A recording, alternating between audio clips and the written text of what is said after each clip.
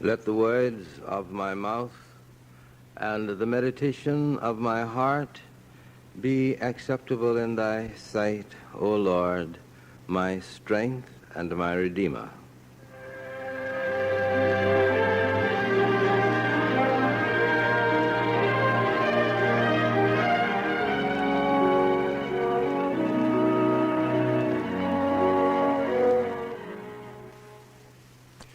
I'm reading from my book, Meditations of the Heart. He was a very ordinary-looking man walking along the sidewalk.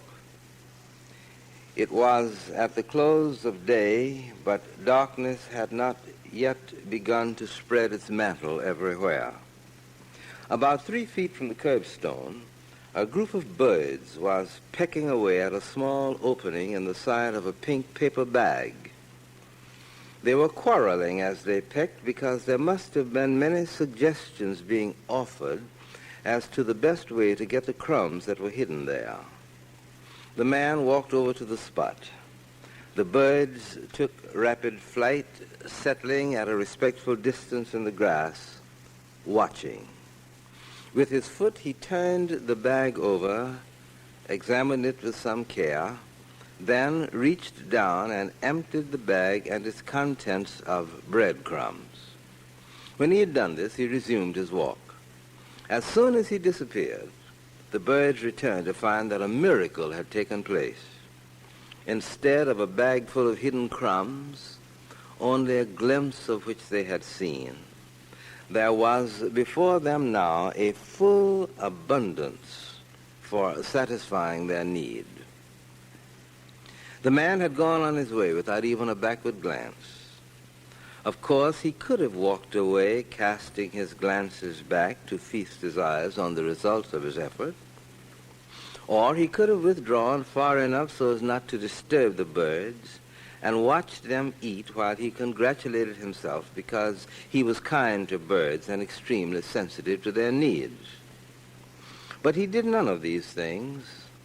He went on his way without even a backward glance.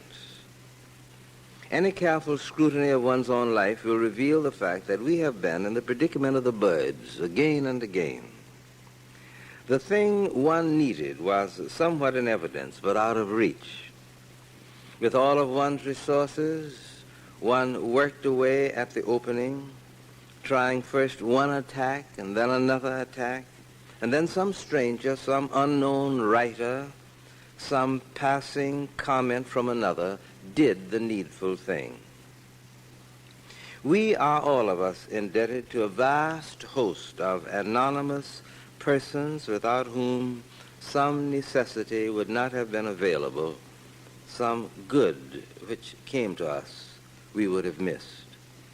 It is not too far-fetched to say that living is itself an act of interdependence. However strong we may be or think we are constantly leaning on others. However self-sufficient we are, our strength is always being supplied by others unknown to us, whose paths led them down our street or by our house at the moment that we needed the light they could give. We are all of us the birds, and we are all of us the man. It is the way of life. It is one of the means by which God activates himself in the texture of human life and human experience. We are all of us indebted to a host of others whose names we do not know, whose faces we may not recognize. And yet sometimes we do have the personal encounter with the individual who does come to our need at a particular moment when the need is most acute. I remember many, many years ago when I was just beginning to enter high school, and I was going from the little town in which I lived to a larger city where I would have the opportunity for attending a high school, because at this period in my state, which is the state of Florida, there were only 2 public schools in the entire state that were open to me. I had been able to get an old trunk from a neighbor, and into this trunk I put my few worldly possessions, and I went down to the railway station to purchase my ticket and to check my trunk. I did this just a few hours, maybe an hour or 2 before the train was due to leave. When I went to check my trunk, I was told by the ticket agent that he could not check my trunk because, according to the law, the tag must be attached to the trunk itself, not to some part, some rope or something of that sort that tied the trunk, but it had to be attached either to the handles or some other part of the trunk. Well, it happened that this old trunk, which had been given to me, had no handles, and therefore there was no place on the trunk to which the tag could be attached. And the rather unsympathetic ticket agent said, "You will have to send this to Jacksonville by Railway Express." I had only enough money to buy a ticket, and I had perhaps $1.15 or 20 cents left over. And when he said this, I found that the cost of expressing the trunk was about $1.75. So my dreams were gone, and I sat on the steps of the railway station, weeping, as we say, crying my eyes out. And then, when I opened my eyes so that I could see just a little, I saw 2 rather large feet just in front of mine. And then my eyes crawled all the way up the full height of this man, whom I'd never seen before.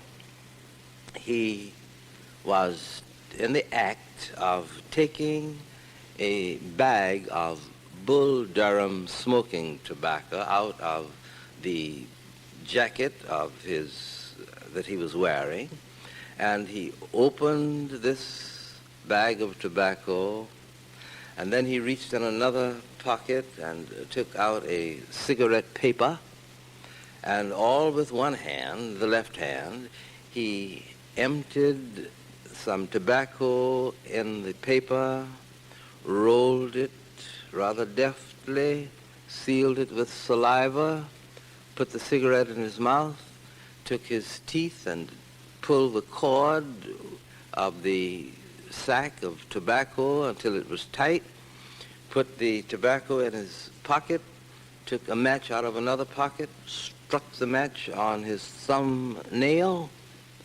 lighted the cigarette, took a deep draw, and then he said to me, "Boy, what are you crying about?" And then I told him. And he said, "How much does it cost?" I said, "Oh, about $1.75. And then he said, "Come with me. If you're trying to get out of this town to get an education for yourself, the least I can do is to help you." So he paid for the express charges on the trunk. When the receipt was given to him, he handed it to me. And then he wished me well, turned, disappeared out of the door, walking down the railway track. I had never seen him before, nor have I seen him since. But because of what he did that particular morning, it was possible for me to begin the long pilgrimage which has led to all of the variety of experiences of my life. We are all indebted to people whose names we do not know, whose faces sometimes we are not able to see. Therefore, the sense of gratitude, the sense of being indebted to life is one that should not cause one to be depressed or to feel as if one were in some manner weighted down with obligations which he cannot pay or cannot repay, but rather should it give to one a sense of putting at the disposal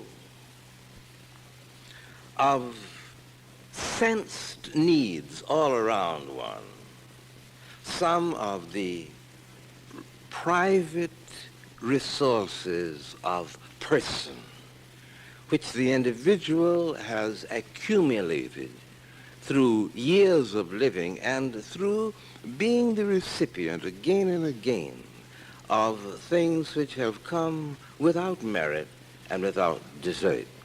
This idea that our lives are lived open to the world without this feeling, without this experience, life would not be possible at all. I am not myself alone, but I am a part of all the life that breathes through me and through which I breathe.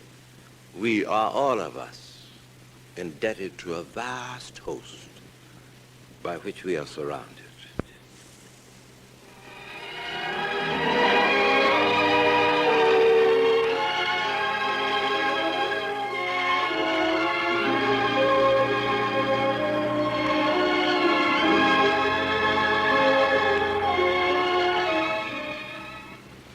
Let the words of my mouth and the meditation of my heart be acceptable in thy sight, O Lord, my rock and my redeemer.